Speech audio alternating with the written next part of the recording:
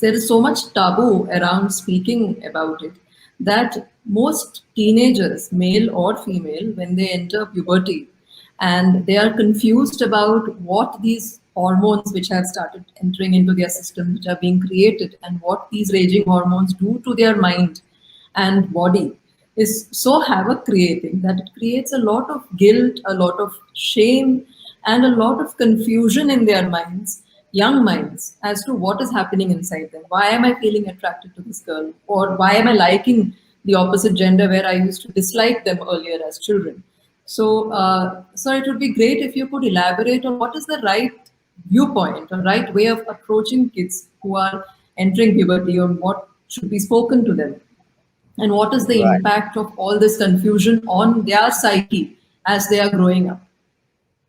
Uh, uh, I agree. See, my point is that as I mentioned earlier, that people were not talking about sexuality, but now they are talking about sexuality. Say, take example, the children who are in kindergarten are now given education in terms of what is a good touch and a bad touch, and which I appreciate a lot.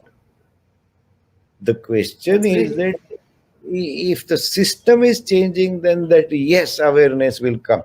I might sound radical, but people have told me on my statements that thank God HIV came, people started talking about sex. But children education, the basic principle in helping or shaping children's behavior is to use very simple language, being very honest about communication, in the language which they understand. It is as simple as that. The point is, at times you may use educational tools like pictorial or something like that, which little grown up children. But the younger generation, you see, it doesn't work that you do something nice, you get reward, and you do something bad, you get punishment. No, people, it's a normal phenomena, it is bound to happen.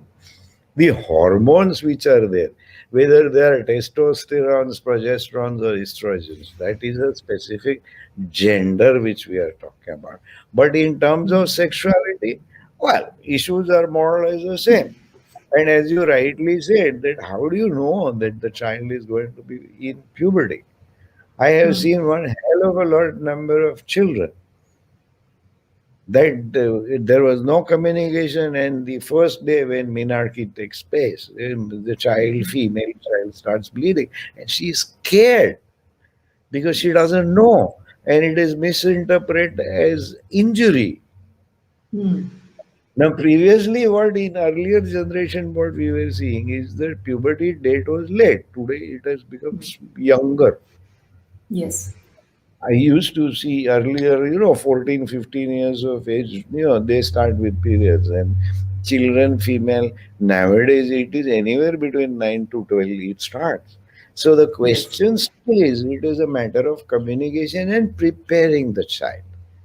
Yes. It is more than often children have great amount of curiosity.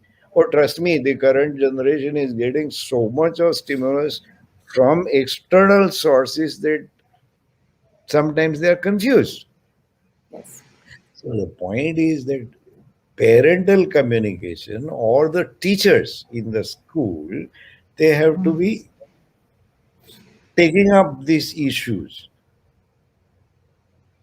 to, kind of um, the fear if the child is developing, and it has to be, the, the child needs the support there.